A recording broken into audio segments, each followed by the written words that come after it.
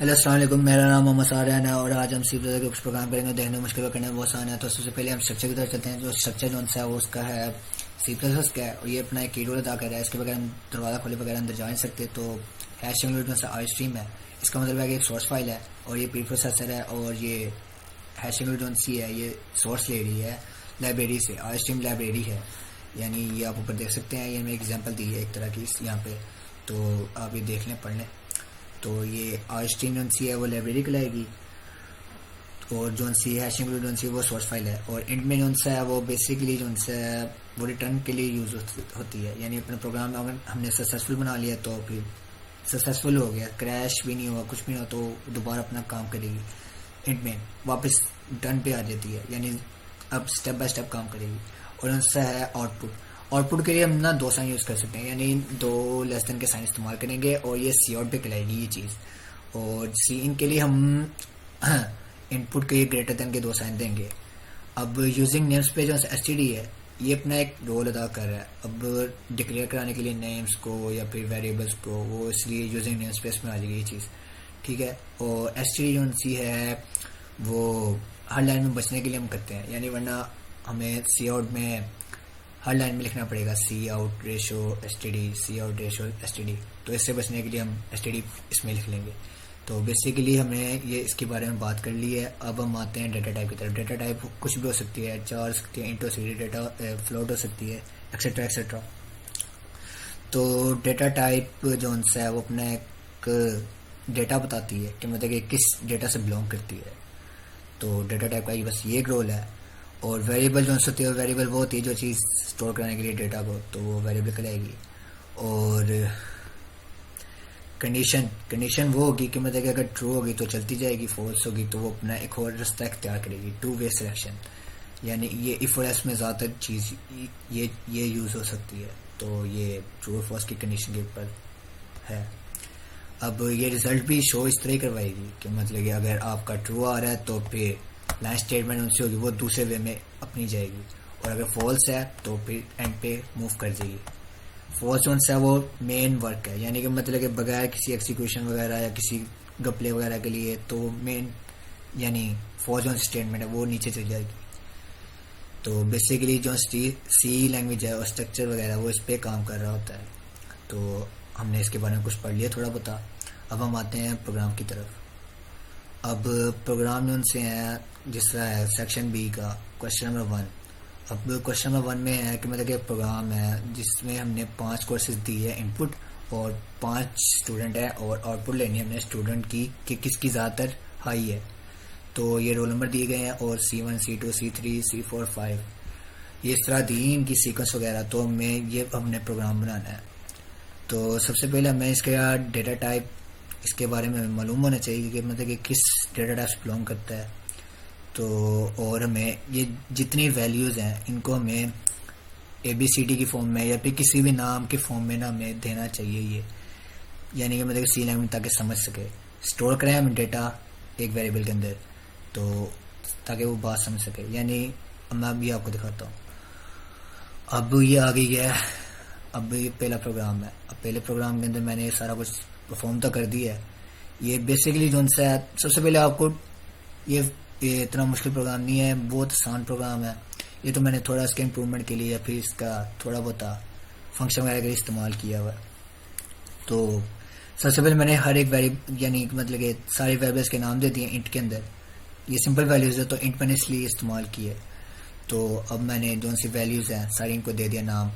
13911376 ये सारी मैंने वेरिएबल्स को ना इनके अंदर एक अल्फ़ाबेट्स के अंदर दे दी इनकी फॉर्म वगैरह। और जो सी अब हमें पता लगाना है कि मतलब कि कौन सी वैल्यू बढ़ी है। हमें कैसे पता चलेगा? इनकी वैल्यूज़ को प्लस करके, यानी कि मतलब कि हर एक जो सा रोल नंबर है उसकी वैल्यू को सोल्व करके इस तरह करके हमें इस तरह पता चलेगा। तो बेसिकली ये काम करेगा। तो अब हमें थोड़ा सा ना प्रोग्राम के अंदर फंक्शंस वगैरह भी देने होते हैं ताकि यूज़र को भी समझ आए, कमेंट लगाएं हम, ताकि बेसिकली हमने क्या काम किया है क्या काम नहीं किया, तो वो कमेंट बता देता है ये चीज़ कि मतलब कि कंडीशन है कोई भी चीज़ है तो वो कमेंट बताएगा। तो कमेंट भी एक अपना एक अहम रोल अदा कर रहा है, तो कमेंट भी आप लाजमी यूज़ करें। तो बेसिकली जो सा प्रोग्राम है हमने ये डेटा सारा ले लिया यहाँ पे, हमें जो जिसके पता था हमें उसका हमने डेटा लिया, हमने एक वेरिएबल डिक्लेयर करवाया, हमने वेरिएबल डिक्लेयर्स करवाए और हमने ये दे दिए नाम उनके, ठीक है। और अब हम CR है वो बेसिकली मैंने ये कि मतलब CMD की फाइल के लिए कुछ अच्छा दिखे इसके लिए इस्तेमाल किए हैं। तो इतना फिलहाल लंबा प्रोग्राम नहीं है ये। तो अब हम ये हमने कर ली ये चीज़, यानी मेन जो सी चीज़ है वो ये है और कंडीशन है। कंडीशंस पे आते हैं हमने ये तो पता लगा लिया, तो सिंपल है, डेटा टाइप वेरिएबल्स को मैंने डिक्लेयर करवाया हुआ है। अब हम कंडीशन की तरफ चलते हैं। अब कंडीशन जो सी है अब वो आ रही है इफ़ की आ रही कंडीशन, यानी कि मतलब कि मैंने इफ़ की कंडीशन से की है कि मतलब कि इफ़ जो सा होता है ना वो हमेशा काम करेगा, यानी कि मतलब कि फर्स्ट जो स्टेप होता है वो इफ़ का होता है और एल्स जो सा होता है वो सेकंड स्टेप में आता है। तो मैंने तो इफ़ के स्टेटमेंट से किया है, तो इफ़ की स्टेटमेंट यानी चले यानी वर्क करेगा दोनों पे, यानी अगर ये नहीं होगा तो दूसरा भी नहीं, दूसरा नहीं होगा तो तीसरा, तीसरा, यानी हर एक ऑपरेशन चलेगा। तो अगर मैं इफ़ एस का करता तो वो इफ़ का करता फिर एस पे चल जाता।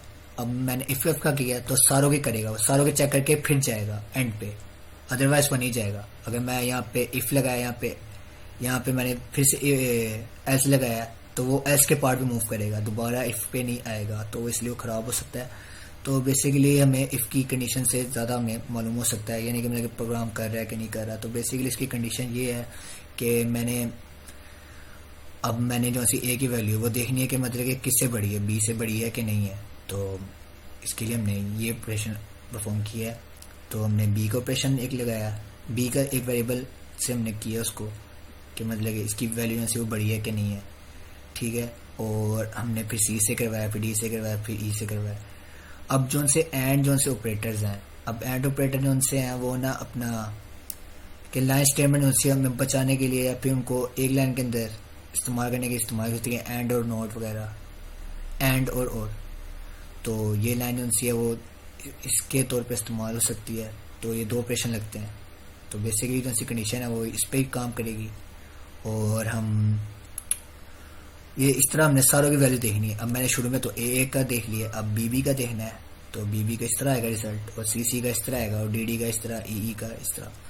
तो जो सी कंडीशन हम देखेंगे सारों में चेक करेंगे ना कि मतलब कि किसकी वैल्यू बड़ी है। अब हमें इस तरह तो पता चलेगा। तो बेसिकली हमने इस तरह ही देखा है ये वैल्यूज़ का। तो ये सारी वैल्यूज़ दे दी हमने उनको, डेटा में एक दे दिए। अगर इस तरह की फॉर्म में है तो फिर ए शो करवाए, अगर इस तरह की फॉर्म में है यानी कि मतलब कि एक वैल्यू बड़ी है तो वो इस तरह की फॉर्म में शो करवाए। अगर बी की वैल्यू बड़ी है, सी की वैल्यू बड़ी है तो फिर वो इस तरह शो करवाए, डी की वैल्यू बड़ी है तो डी की वैल्यू इस तरह शो करवाए, ई की वैल्यू बड़ी है तो ई शो करवाए। इस तरह करके ये हमारा प्रोग्राम चल जाएगा। तो मैं आपको इसकी एग्जीक्यूशन वगैरह करके भी दिखाता हूँ, तो देख लें आप।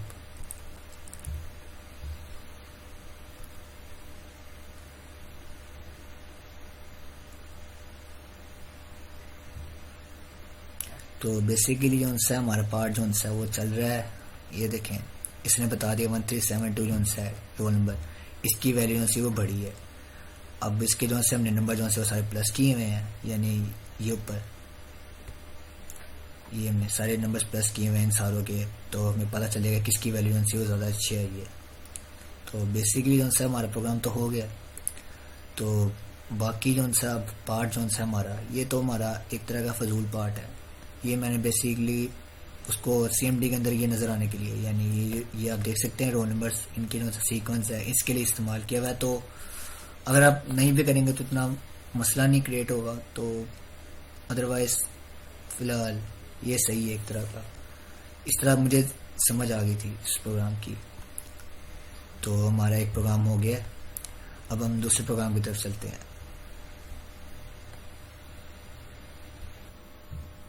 तो अब हम दूसरे प्रोग्राम की तरफ आ गए हैं।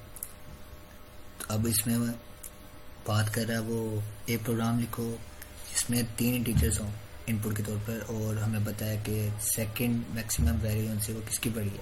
और इसमें एंड और नोट का एंड और ऑपरेशन का हमें इस्तेमाल नहीं करना। उसने सैम्पल इनपुट दे दिए हमें कि मतलब कि हम ये वैल्यूज ले सकते हैं 95 और 60, ये 3 है, यानी कि मतलब कि ये इंट की आ जाएगी, इन डेटा टाइप की फॉर्म में आ जाएगी। तो अब हम इंट की तरफ काम करने चलते हैं, यानी क्वेश्चन नंबर 2 की तरफ काम करने चलते हैं। तो क्वेश्चन नंबर 2 में हमें सारा डेटा दे दिया हमने। नंबर 1 90 वैल्यू दे दी, नंबर 2 5, नंबर 3 60। तो हमारे यहाँ से थी हमें 3 वैल्यू हमने दे दी है। अब 3 वैल्यू हमने दे दी है, तो अब हम सी आउट करवाएंगे नंबर 1, नंबर 2, नंबर 3, ताकि हमें उनका पता चले CMD की फाइल में कि वर्क कर रहे हैं कि नहीं कर रहे। तो हमने बेसिकली ये तो कर लिया है हमने। अब हम आते हैं इफ़ के पार्ट पे। अब इफ़ जो सी स्टेटमेंट हमने पहले भी बात की है, ट्रू होगी तो चलेगी, फॉल्स होगी तो दूसरा पार्ट मूव करेगा। तो मगर हम अब नेस्टेड इफ एल्स पे हैं, यानी ये नेस्टेड इफ एल्स है, ये नेक्स्ट लेवल है उसका इफ एल्स वगैरह का। तो नेस्टेड इफ एल्स में ये होता है कि मतलब कि उसकी जो स्टेटमेंट है अंदर वो भी वर्क करेगी। तो अगर इफ है यानी कि मतलब कि ये दोनों पेरेंट है और एल्स जो है वो है उनका चाइल्ड। तो इफ़ जो है वो इस तरह वर्क करेगा। अगर आप पहले एल्स का करेंगे फिर इफ़ वगैरह वो ख़राब हो जाएगा इस तरह प्रोग्राम। तो बेसिकली हम इस तरह वर्क करेंगे।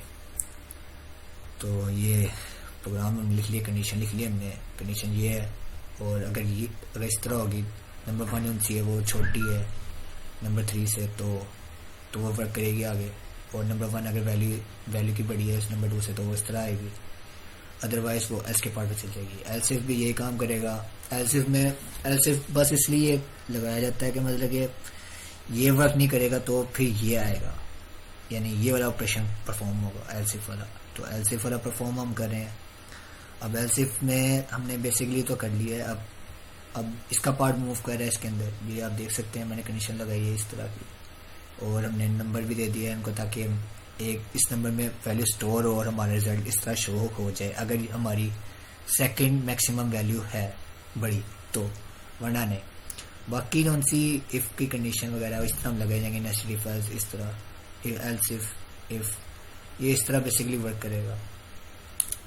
तो बाकी कंडीशन पे आप पे है तो मतलब आप कंडीशन किस तरह लगाएंगे, वैल्यूज किस तरह चेक करेंगे, इस तरह के हम बहुत ज़्यादा पार्ट्स बनाएंगे। कंडीशन वगैरह चेक करेंगे, बेसिकली इसका चेक करेंगे। तो हमारा दूसरा ऑपरेशन भी हो गया एक तरह का, दूसरा प्रोग्राम। तो रिजल्ट जो है वो मैं आपको दिखा देता हूँ, वो इस तरह की फॉर्म में आएगा। ये देखें, अब मैंने दिया था 95, 60, ये 3 दी थी वैल्यूज़। अब हमने बताया था सेकंड वैल्यू जो सी है वो कौन सी बड़ी है। अब सेकंड वैल्यू जो सी हमने निकाली है वो है 60, यानी कि मतलब कि इन 3 वैल्यू से हमें 60 पता चल रही है कि सेकंड बड़ी है। तो ये सारा इस तरह वर्क हुआ है।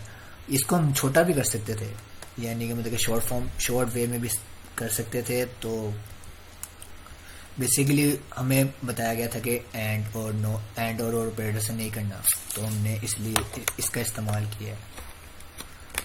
तो ये हमारा ऑपरेशन भी हो गया एक तरह का। रिजल्ट भी आप देख सकते हैं हमारा बिल्कुल सही है। तो अब हम प्रोग्राम 3 की तरफ मूव करते हैं। तो बेसिकली हम तीसरे प्रोग्राम की तरफ आ चुके हैं। अब तीसरे प्रोग्राम में जो स्टेटमेंट है वो बहुत बड़ी है, तो हम बेसिकली इसको थोड़ा स्किप कर देंगे। यह स्टेटमेंट बाद में पॉज करके पढ़ लीजिएगा।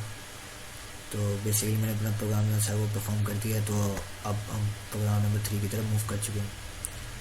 प्रोग्राम 3 में हमने डेटा टाइप भी दे दिया, सारा कुछ उसका सीन सी आउट वगैरह सारा कुछ करवा लिया। यूज़र डिफाइन है सारा, यानी कि मतलब कि यूज़र देगा वैल्यू तो वो हमें बताएगा।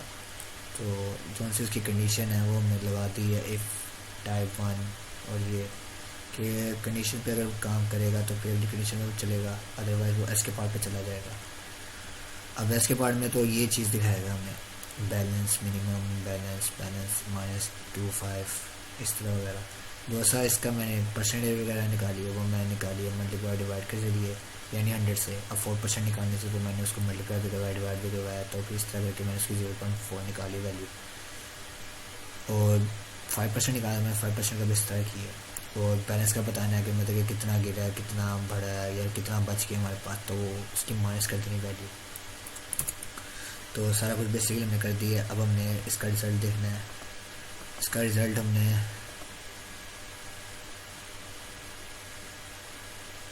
सारा प्रोग्राम हमने कर दिया। अब हमने इसका कोई भी वैल्यू दे दो, फिर इस तरह वगैरह। अब इसका रिज़ल्ट आ गया सारा कुछ। अब वो हमें बता रहा है, ये इसका मतलब हमारा ये प्रोग्राम भी वर्क कर रहा है। तो बेसिकली जो सा हमारे प्रोग्राम है वो सारे चल रहे हैं। तो अब हमारा जो सा काम है वो ख़त्म होता है। तो हमें याद रखें। अल्लाह हाफिज़। अब हम बेसिकली फोर्थ प्रोग्राम की तरफ आते हैं। फोर्थ प्रोग्राम में सी वो लाइब्रेरी है कि मतलब अगर इतने दिन में बुक लुटा दोगे तो आपको इतना फ़ंड पड़ेगा, अगर नहीं लुटाओगे तो आपको इतने पैसे फ़ंड पड़ता रहेगा। तो बेसिकली हमने प्रोग्राम भी परफॉर्म कर दिया है। तो अब हम इसका हम रिव्यू करवाएंगे अब आपको। तो जो सा बेसिकली उनसे है उसकी सबसे पहले डेटा टाइप लिखेंगे, इंट डेज फ्लोट वगैरह ये सारा कुछ आ जाएगा डेटा। तो अब हम इसकी कंडीशन की तरफ मूव करते हैं। कंडीशन में जो सी है इसकी डेज जो से अगर वो इससे बड़े हैं या छोटे हैं 5 से, या फिर डेज जो से ज़ीरो के इक्वल 0 से छोटे हैं, तो ये वाला पार्ट मूव करेगा। अदरवाइज फिर वो ये वाला पार्ट भी मूव करेगा इफ़ पे डेज वाली इस तरह। ये फाइन के लिए सारा स्टेटमेंट, यानी फाइन स्टेटमेंट ये हो रहा है। और ये वाला सा पार्ट है वो डेज है कि मतलब नंबर ऑफ डेज भी काउंट होंगे कि कितने दिन आप लोगों ने ऊपर कर दिए हैं, कि मतलब कि आपने बुक लुटाने में। तो ये इस तरह काम कर रहे हैं। और अगर जो उनसे नंबर ऑफ डेज जो उनसे वो छोटे हैं तो फिर आपको फ़ाइन ही पड़ेगा, अदरवाइज फ़ाइन पड़ेगा। और फिर मेंबरशिप कैंसिल भी हो जाएगी अगर आपके नंबर ऑफ डेज उनसे ऊपर होंगे, तो मेंबरशिप भी कैंसिल हो जाएगी। अब मैं फॉर एग्जांपल आपको प्रोग्राम करके दिखाता हूँ।